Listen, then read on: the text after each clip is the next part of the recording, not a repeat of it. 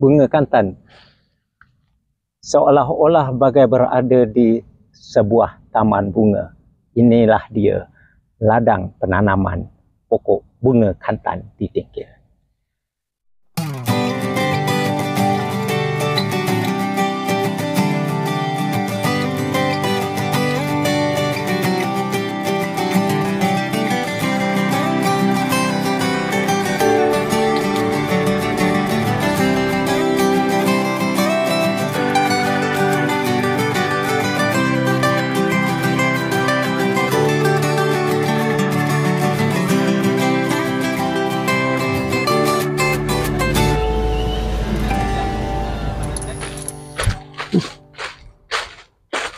Oke, hai, Assalamualaikum warahmatullahi wabarakatuh dan salam sejahtera. Saya Bahrim Sukari dalam program Bicara Niaga, sebuah program bual bicara niaga tanah air. Hari ini saya berada di Dengkil, Selangor, di mana hari ini kami mengikuti sebuah program iaitu kursus penanaman pokok bunga kantan yang dianjurkan oleh usahawan tani kita, Saudara Sadam. Ayo ikuti video seterusnya bagaimana potensi bunga kantan ini boleh dijadikan satu kerjaya yang boleh menjana pendapatan yang berbaloi. Ikuti video kami seterusnya. Assalamualaikum. Apa khabar? Baik, Alhamdulillah. Sudah lama tak jumpa Abang Sadam kita. Usahawan tani yang hebat, yang cemerlang dalam penanaman pokok kantan. Jadi hari ini kita berpeluang bersama dengan Saudara Sadam dan kita nak mencungkil ataupun kita nak ambil tahulah tentang program yang dijalankan pada hari ini, iaitu kursus penanaman bunga kantan. Okey, Tuan Sadam, sebenarnya kan kursus yang dianjurkan ni, apakah objektif kursus yang Tuan Sadam jalankan ni? Kita punya main lebih kepada pendedahan sebenarnya. Pendedahan dari segi teknikal dia lah. Macam contoh macam mana kita handling dan macam mana kita set up benda-benda macam tu lah. Macam contoh tajuk-tajuk dia dari segi penyediaan tanah, pemilihan tanah, penyediaan benih, penanaman dia, penjagaan dia, pembajaan, kawalan, penuaian, benda-benda macam tu yang kita akan cover lah. Dan kita akan tunjuk secara secara face to face lah dengan diorang ni. Maknanya diorang akan datang ke sini dan kita tunjuk secara langsung, secara eksklusif dari tajuk A sampai ke tajuk Z. Kebaikan kursus ni memang kita boleh kenal lah, daripada A sampai Z. Bagaimana kita nak menanam pokok kantan, segi penjagaannya, di segi penyediaan tanah dan juga pembajaan dan lain-lain sekali. Dan yang penting, setiap apa yang kita nak buat, kita perlu ada ilmu.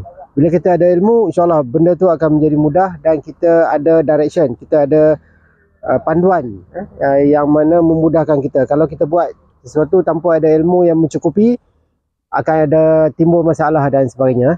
Jadi saya bersyukur pada hari ini kena dapat berkursus dan kenal dengan lebih teliti tentang penanaman pokok kantan. Ladang kantan yang kita tunjuk kat sini dengan cara yang lebih sistematik, cara yang lebih perkhidmatan kos yang rendah dan mendapatkan hasil yang lebih tinggi. Benda-benda macam itulah kita cover.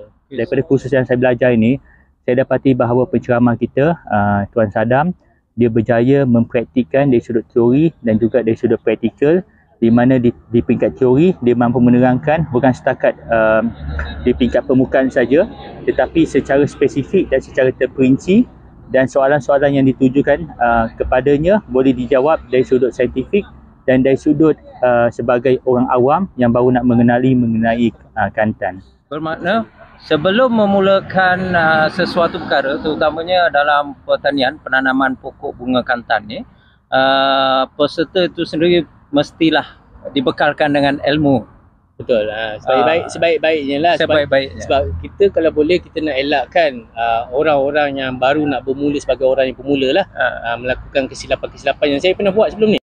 Tentang penanaman kantan ni nampak mudah, tapi banyak perkara yang kita tak tahu yang kita dapat belajar. So bersyukur dapat ilmu banyak yang saya perolehi pada hari ini. Dan terima kasihlah pada Encik Sadam dan juga tim dia kerana menganjurkan kursus sebegini.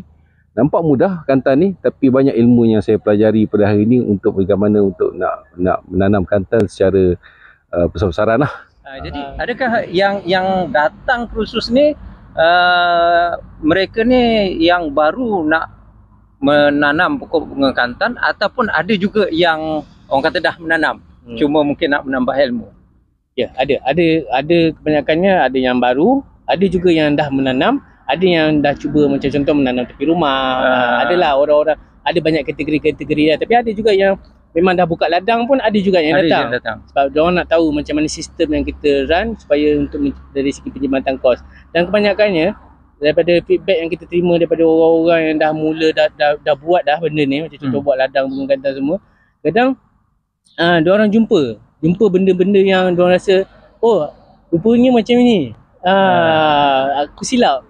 Macam tu lah ayat-ayat yang kita... Maksudnya walaupun dia dah orang kata dah memulakan pertanian dan sebagainya, mungkin ada perkara-perkara yang dia terlepas pandang. Betul. Jadi dia top up di program yang Sadam anjurkan ni lah. Lebih jelas kepada diorang lah. Baru nampak rupanya, oh macam ni je rupanya. Simple je.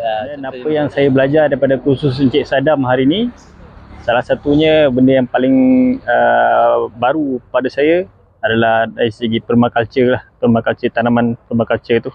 Okay, and then cara untuk kita kurangkan kos tanaman. Dan sebenarnya baru saya tahu untuk kita buat satu ladang ni kita tak perlukan modal yang terlampau besar pun sebenarnya. Jadi kepada sesiapa yang menonton, saya sarankan teruskan hobi menanam anda sampailah dia boleh jadi satu sumber pendapatan. Kadang contoh kita ambil pendekatan dari segi penyediaan benih. Contoh dalam proses penyediaan benih, kita nak ambil benih tu nak kena korek. So kadang-kadang diorang ada tersilap dari segi teknik tu, ada kesilapan-kesilapan yang diorang buat lah, yang tak diorang rasa benda tu mungkin tak ada efek, tapi sebenarnya ada efek yang besar. Jadi kita tunjukkan cara yang lebih efisien dan cara yang lebih tepat macam mana nak handling dari segi pembenihan. Contoh macam tu lah. Saya punya background adalah sawit. Jadi saya melihat di samping penanaman sawit, kita ada satu lagi tanaman yang kata memberikan hasil yang lumayan. Jadinya itulah tujuan utama untuk datang sini, untuk belajar macam mana kantan ni beroperasi, macam mana dia punya management and so on lah. Jadinya apa yang saya dapat daripada kursus kali ini, kita dapat lihat lah kita punya konsep Tuan Sadam lebih kepada alam semula jadi. Yang mana kalau kita lihat di lantai ni, kita ada konsep permaculture menggunakan mulching and so on lah, dan pengurusan dia, cara penanaman dan semuanya lah. Dan saya sekarang lebih yakin lah untuk melakukan penanaman kantan ni selepas menjoin program ni. Okey, saudara Sadam, kalau nak dibandingkan lah dalam industri pertanian di negara kita ni, banyak jenis-jenis tanaman yang ada. Tetapi kenapa saudara Sadam memilih pokok bunga kantan dibandingkan dengan tanaman-tanaman yang lain? Salah satu sebabnya lah kenapa saya pilih pokok kantan ni, selain daripada keindahan dia dan rasa aroma bunga kantan yang sedapnya, sebab bunga kantan ni dia antara tanaman yang mudah dijaga sebenarnya. Dia tak, kerja pun tak terlalu berat, dan dari segi orang kata apa, kelangsungan dia pun agak panjang lah kalau nak dibandingkan tanaman-tanaman yang lain yang kebanyakannya ada repetition dari segi cycle dia, yang macam contoh tanam cili nak kena repeat balik daripada penyemaian benih. Tapi kalau untuk pokok kantan ni sekali tanam semua hidup. Maknanya berterusan. Maknanya patah tumbuh hilang berganti. Dia akan sentiasa tumbuh.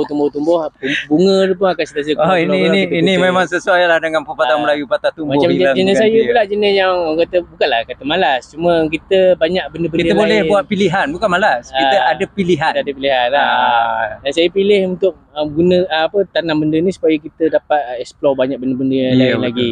Kita tak nak fokus masa kita tu untuk kita punya satu bahagian satu lah. Macam contoh, banyak masa lah kita nak kena tengok-tengok benda ni. Dan benda ni kita boleh buat secara santai-santai lah. Santai-santai di samping dengan harga dia yang agak baik juga. Saya datang ni, saya sebenarnya first time baru nak menceburi lah bidang pertanian. So saya jumpa Tuan Sadam punya Facebook dan kami menyertai kursus hari ni lah. So overall keseluruhan aktiviti hari ni kita dapat tengok secara detail macam mana dari segi kita nak tanam sampai ke pemasaran. Macam mana sebab kebanyakan petani dia gagal dari segi pemasaran. So kita boleh dapatlah track macam mana kita nak improve kita punya perjalanan pertanian kita. Itu je lah saya rasa. Tapi bagi saya, apa yang kita belajar hari ni, kita tahu untuk penanaman kelantan ni tidak perlu penjagaan yang terlalu rumit seperti mana tanaman-tanaman yang lain lah. Sebab dia tanaman 3T lah, tanam, tinggal dan tuai. Jadi daripada kongsian Encik Sadam, saya rasa dia sangat baguslah untuk pada petani-petani yang baru untuk mencuburi bidang pertanian. Jadi pandangan saya lah bagi anda yang di luar sana mungkin sedang mencari-cari apakah jenis tanaman yang nak ditanam ataupun apakah jenis-jenis pertanian yang nak diceburi, anda bolehlah menghubungi saudara Sadam ataupun mendaftar kursus yang akan dijalankan yang hari ini dah lepas lah kan. Jadi mungkin anda akan dapat jawapannya setelah menghubungi saudara Sadam. Okey, saudara Sadam, ada pesanan untuk orang di luar sana untuk mengikuti kursus-kursus yang dianjurkan? Okey, kalau siapa yang ada perancangan ataupun teringin nak explore dalam bidang pertanian, terutamanya dalam industri kelantan ni, bolehlah kita berhubung dan datang sendiri ke tempat saya, jumpa dengan saya, boleh kita bincang dari segi macam mana kita nak set up apa semua. Itu yang kita akan bantu. Kita akan provide bekalan dari segi sudut ilmu dan support, kata lifestyle support lah. Dapat ibu apa semua benda-benda macam tu kita akan provide kan lah kepada tuan-tuan yang minat datang ke sini. Dan bukan sekadar dari segi fizikal tu kan, tak semestinya kena datang ladang, online pun kita buat. Online buat juga. Online pun kita buat. So bagi mereka yang tak kesempatan boleh buat online. Yang mana tahu yang jauh semua boleh datang dari segi online pun kita ada provide juga. Jadi pilihan di tangan anda sebenarnya. Anda boleh memilih yang mana yang lebih sesuai dengan anda. Tapi pastikan pilihan anda tu memihak kepada anda, kan? Yang mana yang lebih praktikal, yang mana yang lebih mudah diurus, dan yang mana lebih kena dengan jiwa anda. Okey. Terima kasih saudara Sadam kerana memberi ruang dan juga peluang untuk kami di M Niaga datang bersama-sama dalam kursus pada hari ini. Semoga kita berjumpa lagi di masa akan datang, insya-Allah. Syabas dan tahniah kepada anak muda kita dalam bidang pertanian. Okey, itu saja bagi kami untuk kali ini. Semoga kita berjumpa lagi di lain rancangan. Assalamualaikum warahmatullahi wabarakatuh. Bye bye.